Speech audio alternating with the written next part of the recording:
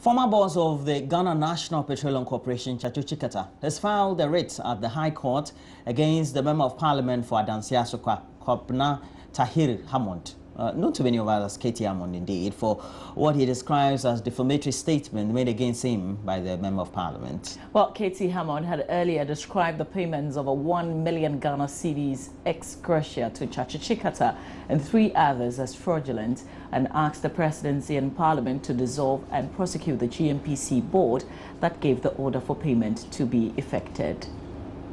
Dissolution, arrest, prosecution, refund of the monies with interest and all. I mean, the right thing should be done. And of course, there must be consequence. You see, it's not like those of us who have toiled, well, I mean, as I said, prosecution. I mean, and those things, you know. I mean, it's unlike when some of us have toiled to save the image of the company, to make sure that it is now on the proper footing. They focus on the proper jurisdiction, the proper regime of finding oil. We now have the oil, and then some of us have been hounded.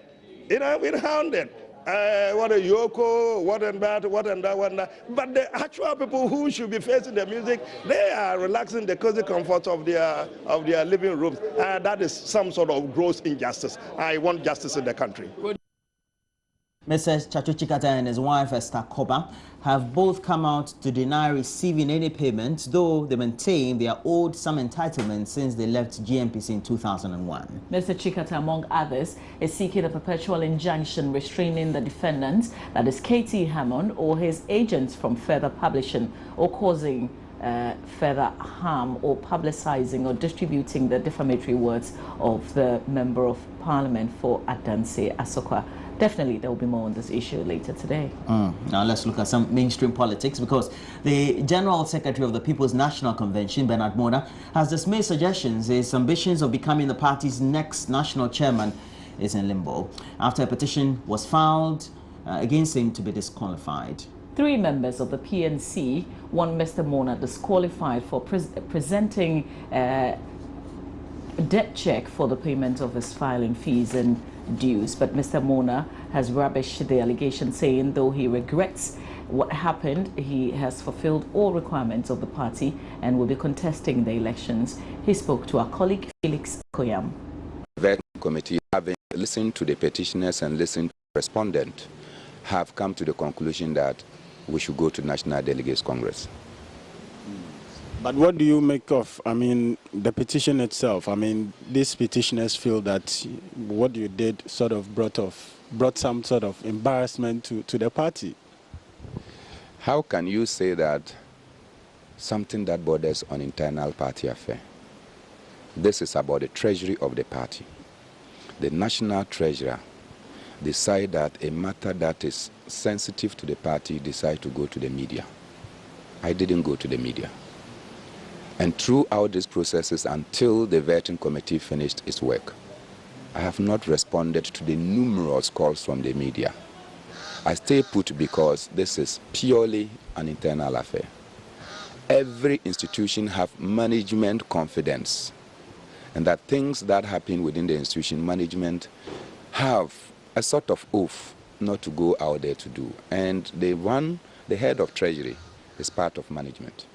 And so if this thing came out the way it has come out, the main person that is affected should be me.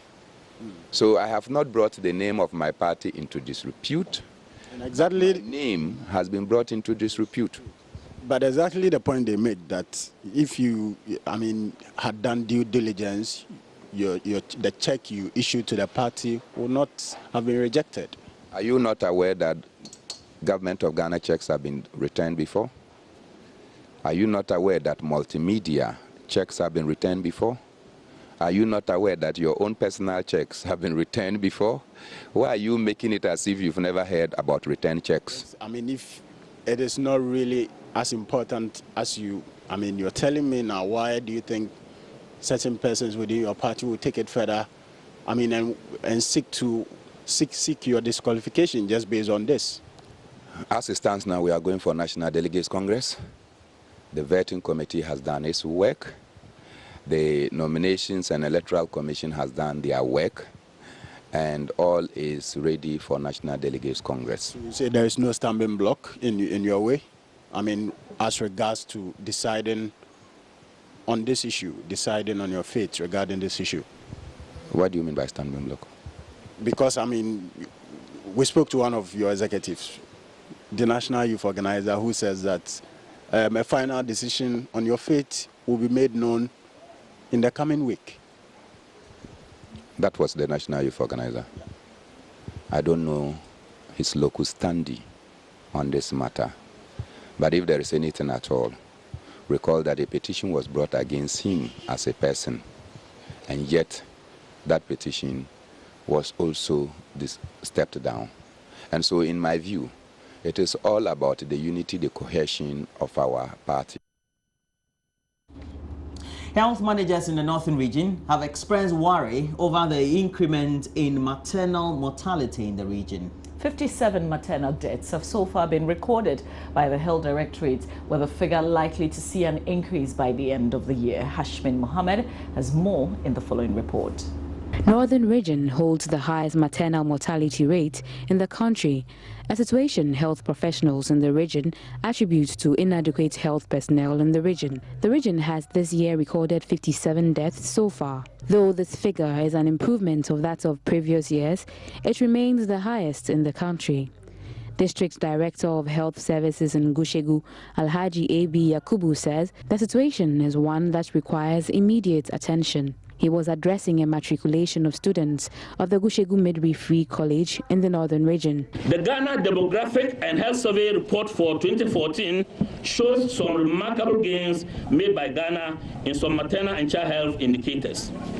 For instance, between 1988 and 2014, skilled deliveries shot up from 40% to 74%. Health facility deliveries also increased from 42% to 73%, and antenatal care registrants moved up from 82% to 97%. Meanwhile, 71 students have so far been admitted into post-basic midwifery and diploma in midwifery at the Gushegu Midwifery College.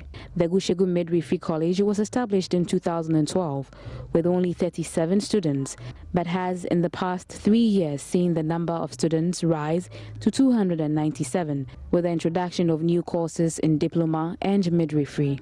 The school, however, lacks the needed teaching personnel. Principal of the college, Hajia Rukaya Al-Hassan, in an address at the matriculation ceremony, appealed to government to give financial clearance to the school to employ adequate tutors on permit basis to meet the growing population of the college. The college has a current total student population of 297, 8 tutors and 3 part-time tutors.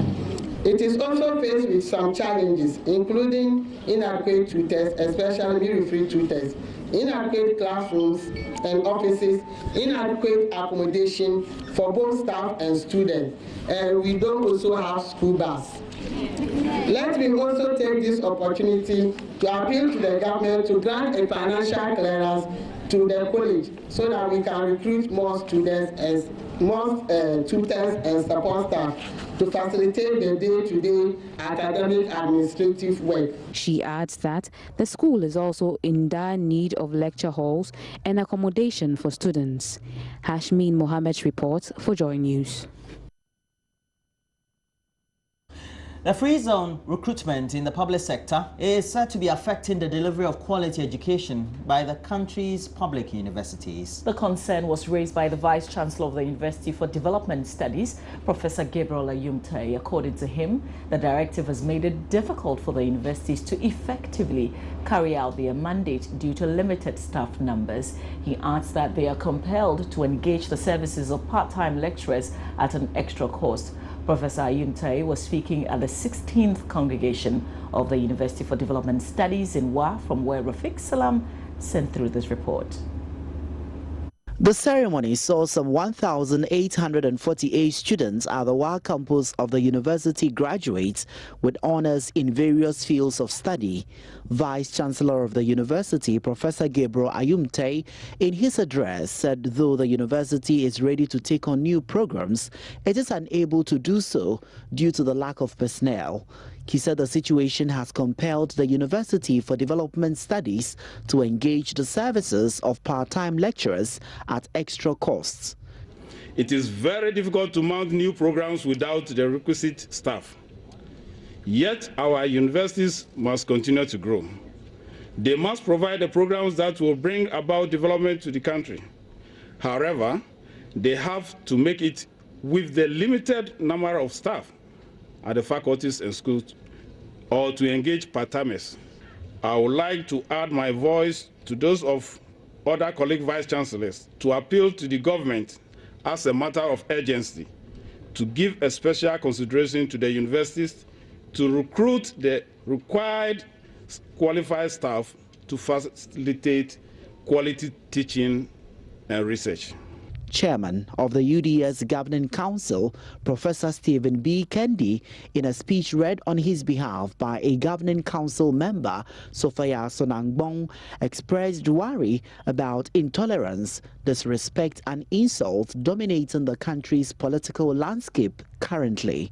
Preach and practice tolerance, respect for self and fellow human beings, and peaceful coexistence. Let us all constantly bear in mind that this is Ghana.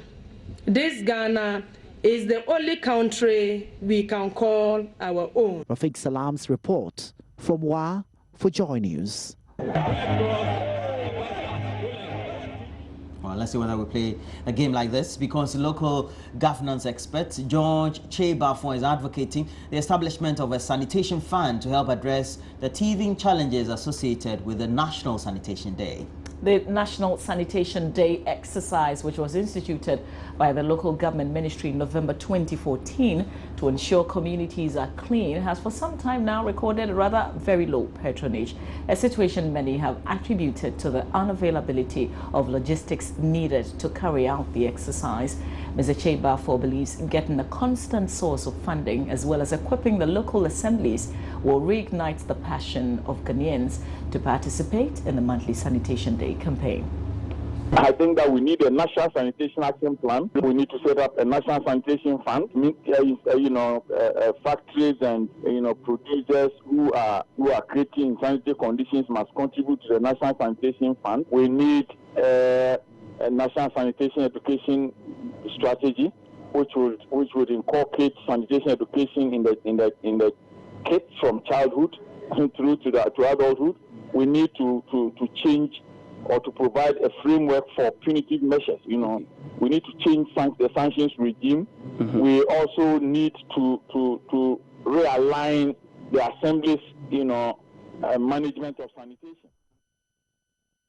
Well, we apologize for using the wrong picture for George Chebafo, who is a local government expert. On that note, we end the AM News for now. When we come back, we're checking out what is making headlines, what's trending, if you like, what others are reporting. Okay, we're taking a break. We'll be right back.